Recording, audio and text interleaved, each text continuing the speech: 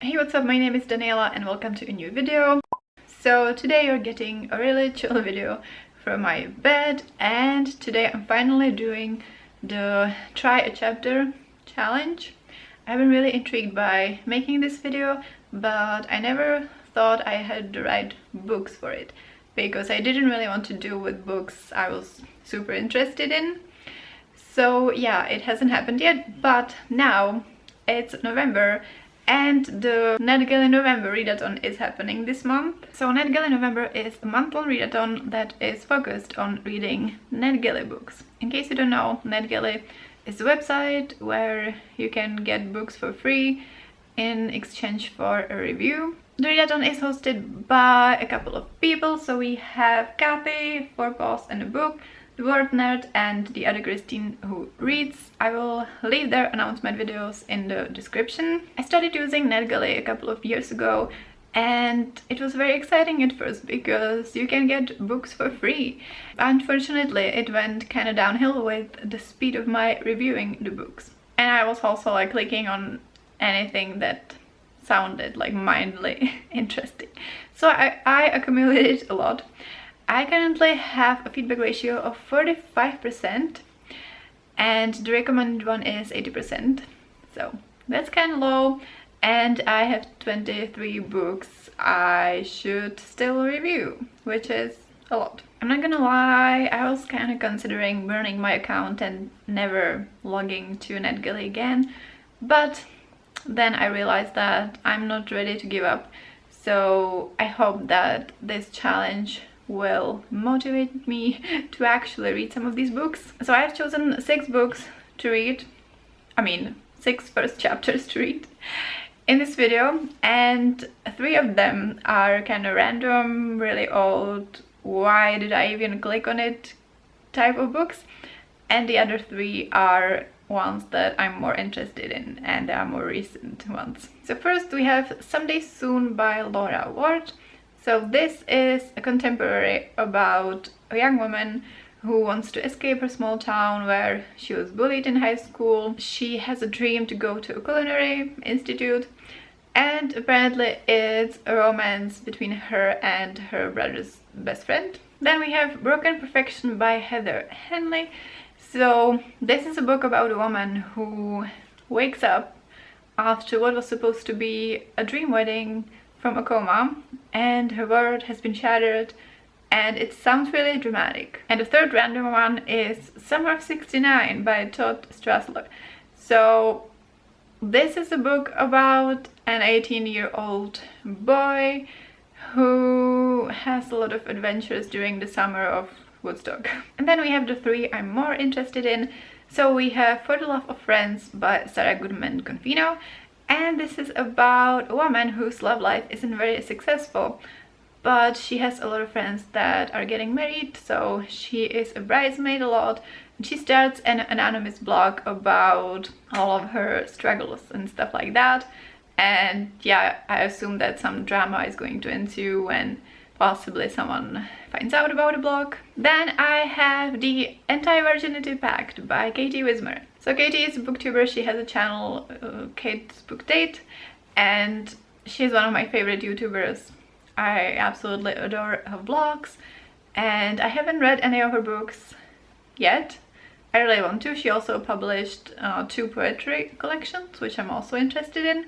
But this is a young adult book about a preacher's daughter who happens to be atheist, and she also makes a pact with her friend to lose virginity before the school year is over, but someone finds it and they distribute it around the school or something, so it's about high school drama. And the last book is The Love Square by Laura Jane Williams. So this is about a woman who moves to a smaller town to run a family restaurant, and apparently she has more than one suitor. So yeah, these are the books I'm going to read. The first chapters now. I have my tea here, I have my Kindle here, and I have my snack here. This is coconut and cocoa raw energy. Not my favorite flavor, but I think my parents gave this to me and I'm not gonna say no to a free snack. So yeah, let's start reading.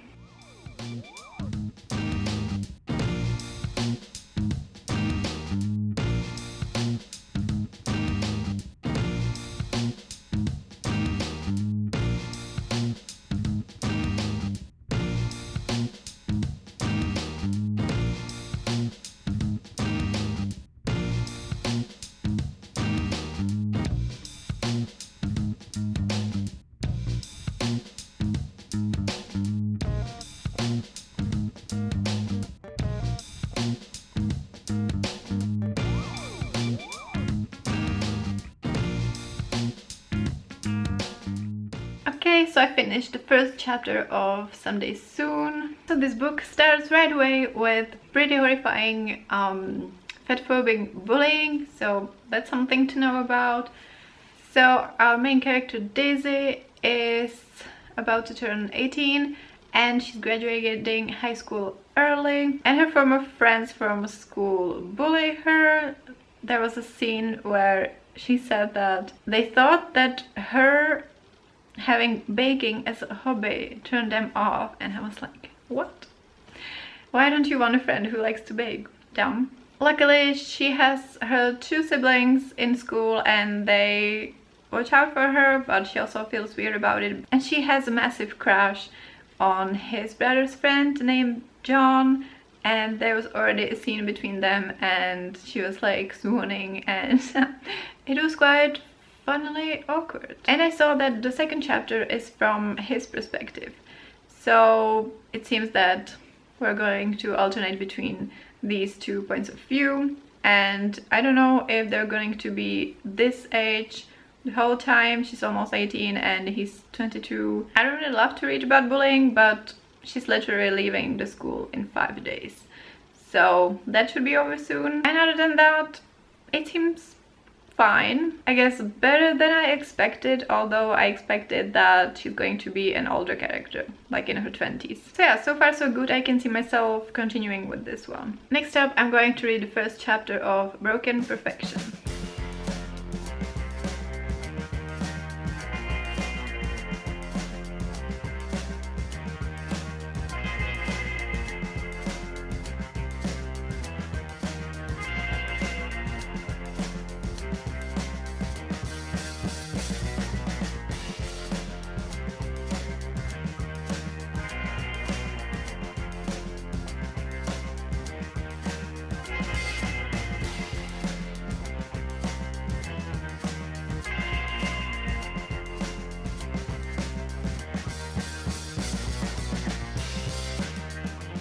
Okay, I'm done, and this was a weird one. Also, I realized I kind of wanted to read the first sentences, but the first sentence of Someday Soon was really fatphobic, so I didn't want to read that out loud.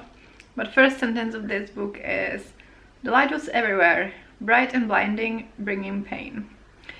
So the first chapter is basically alternating between her being in pain and just waking up from the coma, and flashbacks to before the wedding. She's working at a company as a recruiter, and she's working with her friend from her childhood, and she's talking and thinking about her fiance Kevin a lot, and that was kind of creepy. Like, there were some things that made me uncomfortable to read, like in her train of thoughts, and it seems kind of shady. And then they went to like dress fitting, and her best friend cried when she saw her in the dress, which was kind of cheesy. So I'm not sure about this one. Like, the main character's thoughts make me uncomfortable, but I'm also intrigued by the underlying drama, or like kind of the thrillery stuff, like what's happening with her fiance or husband or whatever. It kind of sounded like she's unhealthily obsessed with him, and there might be some abuse in the relationship that she might not be aware of. Yeah, I have mixed feelings, but I'm kind of intrigued. Okay, let's read the first chapter of Summer of '69 now.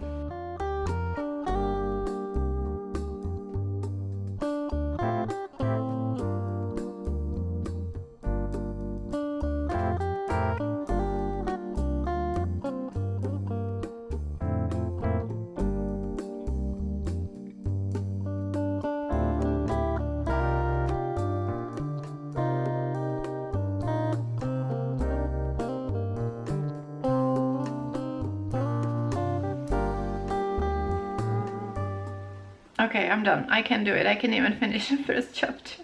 So at the beginning, the book said that this is very much inspired by the author's youth, and there's a young boy driving high with his girlfriend, and she's about to go to Canada, and the gist is that both the character and the writing is absolutely insufferable. The first sentence is a boring one, and there's the name of a place I don't know how to pronounce, so I'm gonna skip that. I don't even know how to describe what's bugging me about writing and the characters, so I'm just gonna tell you some examples. So, I mean, he's high and driving, and he refers to him in different ways. So we have like Captain Lucas, Professor Lucas, El Capitan. A sentence. I think butterflies were originally called flutterbys until someone with dyslexia got involved. So yeah, there's absolutely no chance I'm getting through this book, and I don't know what happens if you don't review a book. I think there's an option to return it, but I don't know how your feedback ratio is affected, because I haven't needed it until now. But yeah, before I kind of refrained from saying that I'm suspicious of this book because it's written by a man, but here we are. So it seems I was kind of right when I was not that sure about these 3 books, because one is a big no-no, and I'm not sure that the other 2 are going to handle some heavy topics as well. Although with the first one, maybe when the bullying is over, it will just be romance. But the second one, yeah, I'm suspicious. But anyway, let's move into the second half of this challenge and check out the first chapters of the 3 books I'm more excited about. The first one being For the Love of Friends.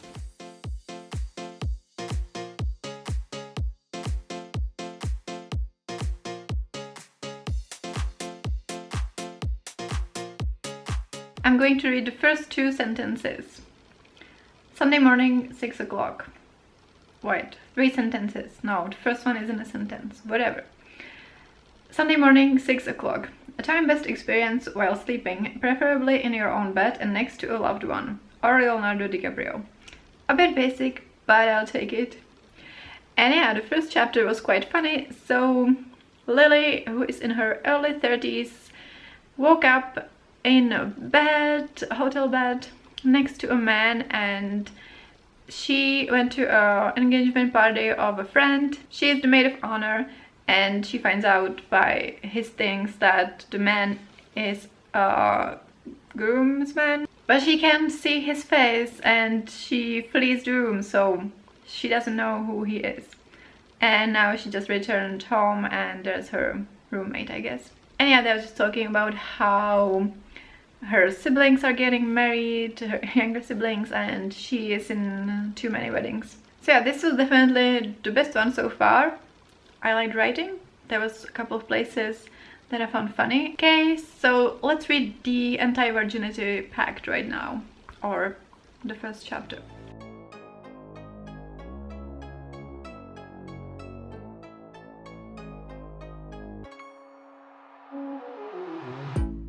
Okay, so it seems that the first chapter, which was titled The Pact, was actually more of a prologue, I guess, because then an actual first chapter starts.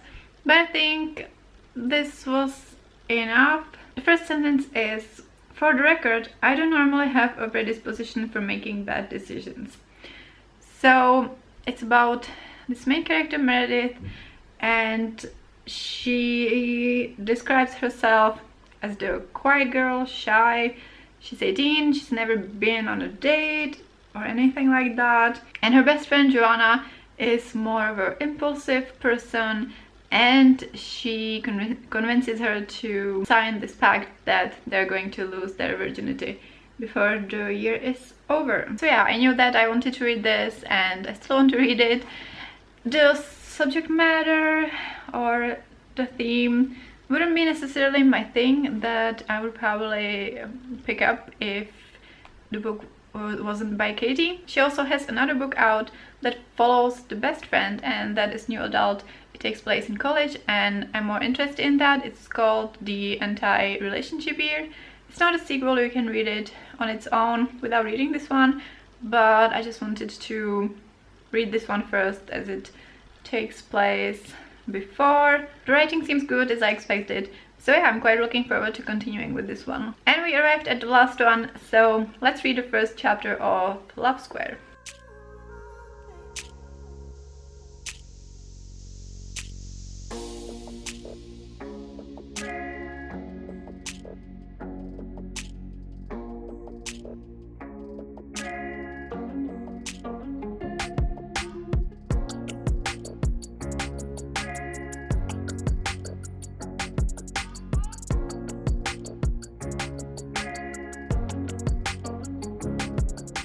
Well, I'm done. I read the prologue and the first chapter, which was quite a lot. It was 7% of the book already. And it says that, like, the proof is not for quotes, but I mean, the first sentence is, "That's the last of it then," he said sadly, looking into the boot of the small hire car, loaded with pillows and chairs, vases and lamps.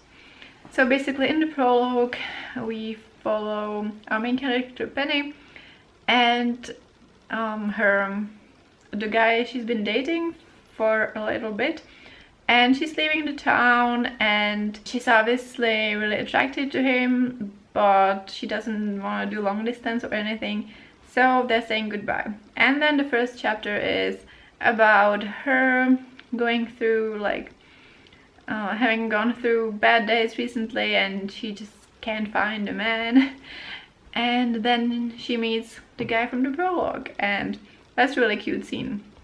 Like, they are instantly attracted to each other and they flirt kind of awkwardly, and she gets his number. Anyhow, that happened a few months before the prologue. So yeah, it seems fine. There's a bit of sadness both in the prologue and the first chapter, so we'll see what the overall tone of the book will be. But other than that, I quite like it. So yeah, that brings us to the end of this challenge. So the best book based on the first chapter, in my opinion, was For the Love of Friends, so I guess I might continue with it right away. The worst was, as we established, Summer of '69, which I won't be reading. Apart from that, I think I will be giving a chance to every book on this list. But I mean, we'll see. I'm easily distracted and I'm a mood reader, so I can't tell for certain. I'm really glad I did this because I was really stuck with my NetGalley and I had fun, and now I have a better picture about 6 of the books on the list, which is really helpful. And I hope you enjoyed as well. Let me know if you read any of these books or if you're participating in NetGalley November, or just leave me an emoji to let me know you were here, because that always makes me smile. Like this video if you enjoyed it, and subscribe to my channel if you want to see more. Thank you so much for watching, and I will see you next time. Bye!